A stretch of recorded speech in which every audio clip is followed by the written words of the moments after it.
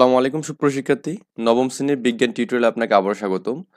আমরা এই পর্বে আলোচনা করবো এখানে যে আমাদের তৃতীয় সেশনটা আলোচনা করবো এখানে। এখানে বলা আছে হঠাৎ করে আঙ্গুলে সুস ফুরলে অথবা হাতে গরম কিছু পড়লে তুমি দ্রুত হাতটি উদ্দীপনার স্থান থেকে সরিয়ে নাও। এখানে এটা কিন্তু হয় সচরাচর। এমন ঘটনায় অভিজ্ঞতা নিশ্চয়ই তোমরা রয়েছে, মানে তোমার কাছে রয়েছে আর কি। কিন্তু তুমি কি জানো এই যে চট করে হাতটা সরিয়ে ফেলো, তা তুমি নিজে ইচ্ছাকৃতভাবেই সরাও না, এটা আপনা আপনি হয় আর কি। এখানে তুমি চাইলেই আচমকা গরম লাগা স্থান হাতটি থেকে আরো ঠেসে ধরো। মানে আমি কিন্তু চাইলে কিন্তু এই কাজটা করতে পারবো না যে আমাদের যেখানে গরম লাগতেছে এখানে ওই জায়গায় আমি হাতটাকে আরো ঠেসে ধরে রাখতে পারবো না, কিন্তু এটা আমাদের একটা মানে নর্মাল একটা বিষয় আর কি। এখানে এই যে আমাদের যে ক্রিয়াটা আছে এটার নাম হচ্ছে প্রত্যবর্তী ক্রিয়া এখানে। ওকে, মানে প্রত্যবর্তী ক্রিয়া মানে কি, মানে আমাদের এখানে কোনো কিছু যখন আমাদের শরীরের মধ্যে যখন মশা পড়ে, যখন হ্যাঁ মাছি যখন পড়ে, আমাদের কিন্তু একটা কি নর্মালি হাতটা আমাদের কিন্তু ওই মাছির স্থানে চলে যায়, তাই না? তো এটা একটা আমাদের প্রত্যবর্তী ক্রিয়া কি। আমরা চাইলেই প্রত্যবর্তী ক্রিয়াকে নিয়ন্ত্রণ করতে পারি না এখানে। চলো প্রত্যবর্তী ক্রিয়া সম্পর্কে আরেকটু বিস্তারিত জেনে নেওয়া যাক অনুসন্ধানী পাঠ বই থেকে।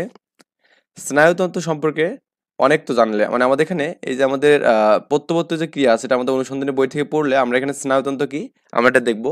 প্রত্যবর্তী প্রক্রিয়া এবং অপ্রত্যবর্তী প্রক্রিয়া এই দুটো বিষয় আমরা জানবো এখানে। এখন নিশ্চয়ই অনুমান করতে পারছো স্নায়ুতন্ত্রের কাজে ব্যাঘাত ঘটলে কি হতে পারে এখানে।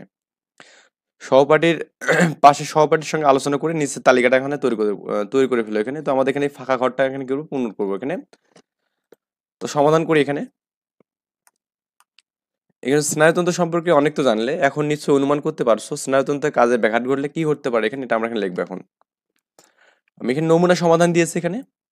স্নায়ুতন্ত্র দেহের বিভিন্ন অঙ্গের কাজ নিয়ন্ত্রণ করে এবং সমন্বয় সাধনা করে, ফলে দেহের ভারসাম্য রক্ষিত হয়।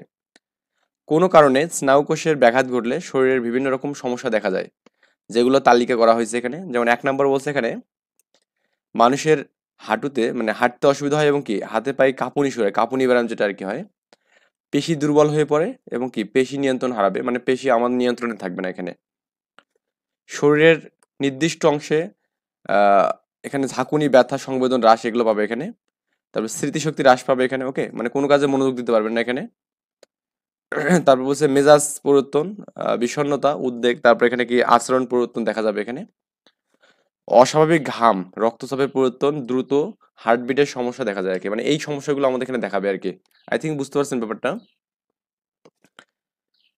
তোমরা যে তালিকা তৈরি করছো তার সঙ্গে এবার অনুসন্ধানী পাঠের বইয়ে লেখার স্নায়বিক যে আমাদের যে কাজগুলো আছে, রোগের উপসর্গ, এগুলো আমাদের অনুমান করে আমাদের মিলাতে দেবে সেখানে, এবং পরের সেশনে প্রয়োজনীয় নির্দেশনা শোনো এখানে। তো আমাদের এখানে একটা বাড়ির কাজ দেওয়া আছে এখানে। তো কাজটা একটু কি বলছে এখানে দেখুন।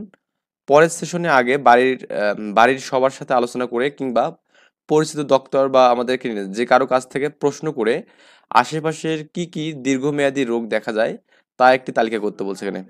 ওকে, প্রচলিত দীর্ঘমেয়াদী রোগের মধ্যে ডায়াবেটিস নামে যদি আসে, তবে তাহলে তোমাদের আরেকটি কাজ থাকবে, তা হলো পরিবার বা পরিচিতদের মধ্যে ডায়াবেটিস রোগ শনাক্ত করে এই রোগ উপসর্গগুলো তালিকা করে অনুশীলনী বই নোট করতে হবে এখানে। ওকে, একই সঙ্গে স্থানীয় কোনো ডাক্তারের কাছ থেকে ডায়াবেটিস কেন হয় এবং এই রোগের প্রতিরোধের জন্য কি কি আছে এটা আমাদের জানতে হবে এখানে। ওকে, এইসব জানবো এখানে আমরা। এবং নেক্সট টিউটোরিয়ালে আমি করবো এখানে ধাপ 2 নিয়ে আলোচনা করবো ইনশাল্লাহ।